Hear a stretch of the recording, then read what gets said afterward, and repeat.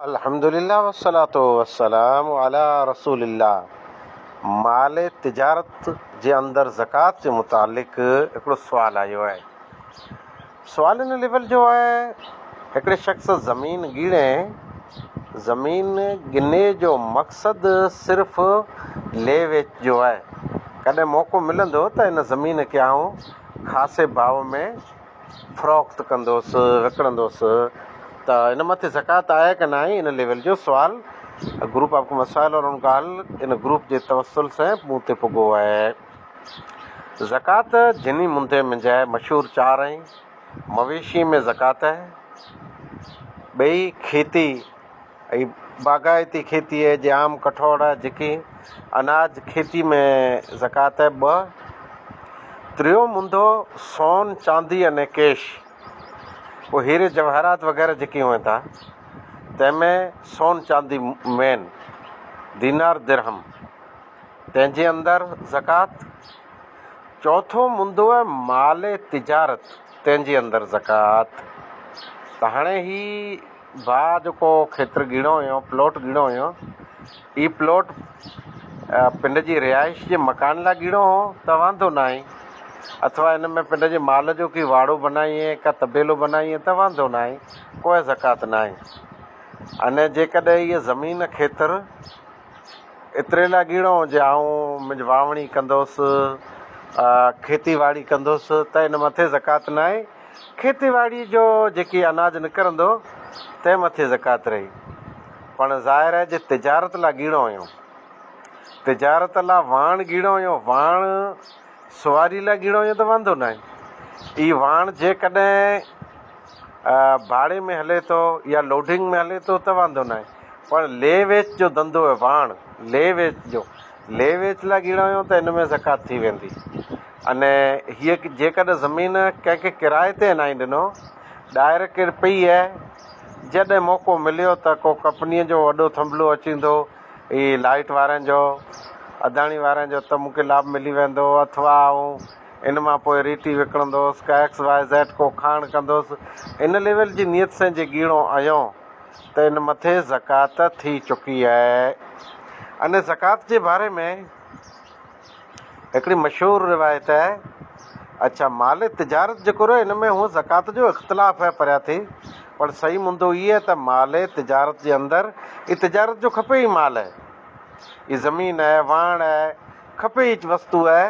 माल तिजारत में इख़्तिलाफ़ है जे ज़कात आहे कि न आहे, पर सही मुंदो इहे त ज़कात आहे। हिकिड़ी रिवायत अचे थी अबू दाऊद, तिरमिज़ी, नसाई, इब्न माजा, मुस्नद अहमद वग़ैरह में, ताजिर पिंड जो बयानु कयो त आप सल्लल्लाहु अलैहि वसल्लम असांखे हिकिड़ो सुहिणो अने प्यारो नालो ॾिनो ताजिर करे, जॾहिं त असीं इन ताजिर नां थी पहिला समासिरा करे मशहूरु हुआसीं, जेको ना असांखे पसंदि न हो। मतिलबु ई ले वेच वारा, ताजिर तिजारत करे वारा वापारीअ, इन वापारीअ खे समासिरा कॾहिं चवंदा हुआ। पोइ आप सल्लल्लाहु अलैहि वसल्लम प्यारो नां ॾिनो जेको आहे या माशरत तुजार, ऐं ताजिरनि जी जमात। आप सल्लल्लाहु अलैहि वसल्लम फरमायो ऐं ताजिरनि जी जमात। ऐं धंधे जे अंदरि लघवियात अने कूड़ कसम इहे मड़ मिक्स कयो था, त सदके पण मिलायो, फशुबू बि सदक, सदको मिलायो यानी सदको ॾियो माल तिजारत जे अंदरि। अबू दाऊद हदीस नंबर 3326। मालूम थियो त तिजारत जे माल जे अंदरि सदको आहे, अने सदको नफ़ली सदके के अचे में अचे थो, अने ज़कात के अचे में अचे थो। क़ुरान मजीद जी आयत इन्नमा सदकातु लिल फुक़रा, सदके थी मुराद ज़कात आहे।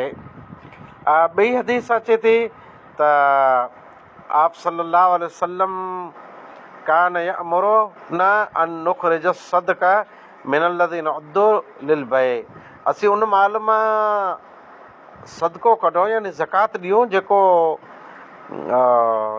तिजारत लाइ करे माल आहे, माल तिजारत। त आप सल्लल्लाहु अलैहि वसल्लम कान यअमुरु न हुकुम ॾींदा हुआ। अबू दाऊद जी रिवायत आहे, अमूक चवनि त इहा रिवायत ज़ईफ़ आहे।